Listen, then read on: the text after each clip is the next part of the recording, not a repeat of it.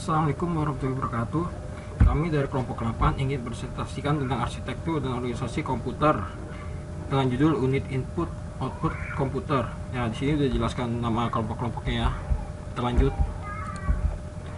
Pengertian komputer. Komputer adalah sebuah mesin hitung elektronik yang secara cepat menerima informasi masukan digital dan mengolah informasi tersebut menurut seperangkat instruksi yang tersimpan dalam komputer tersebut dan menghasilkan keluaran informasi yang dihasilkan setelah diolah. 3 komponen utama sistem komputer.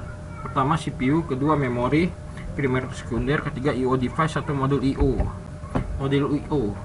Modul I/O adalah suatu komponen dalam sistem komputer yang bertanggung jawab atas pengontrolan sebuah perangkat luar atau lebih dan bertanggung jawab pula dalam pertukaran data antara perangkat luar tersebut dengan memori utama maupun dengan register-register CPU. Kategori fungsi modul I/O. Yang pertama itu kontrol dan pewaktuan, kedua itu komunikasi CPU, ketiga komunikasi perangkat eksternal, keempat pembufferan data, kelima deteksi kesalahan. Kontrol dan pewaktuan atau kontrol dan timing. Fungsi kontrol dan pewaktuan atau kontrol dan timing merupakan hal yang penting untuk mensinkronkan kerja masing-masing komponen penyusun komputer. Dalam sekali waktu, CPU berkomunikasi dengan satu atau lebih perangkat dengan pola tidak menentu, dan kecepatan transfer komunikasi data yang beragam, baik dengan perangkat internal seperti register-register, memori utama, memori sekunder, perangkat peripheral.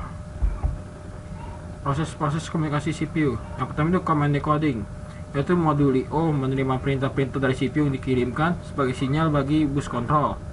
Kedua itu data, pertukaran antara CPU dan modul I/O melalui bus data. Ketiga itu status reporting, yaitu pelaporan kondisi status modul I/O maupun perangkat peripheral, umumnya berupa status kondisi BUC atau ready.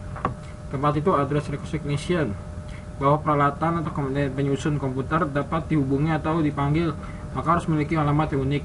Begitu pula pada perangkat peripheral, sehingga setiap modul I/O harus mengetahui alamat peripheral yang dikontrolnya.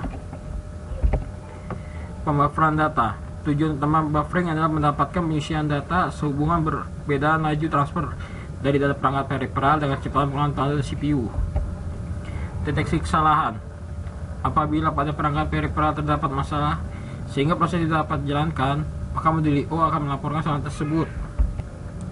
Teknik input dan output komputer. Yang pertama itu I/O terprogram, kedua interrupt driven I/O, ketiga DMA atau direct memory access. I/O terprogram. Pada I/O terprogram, data saling dipertukarkan antara CPU dan modul I/O.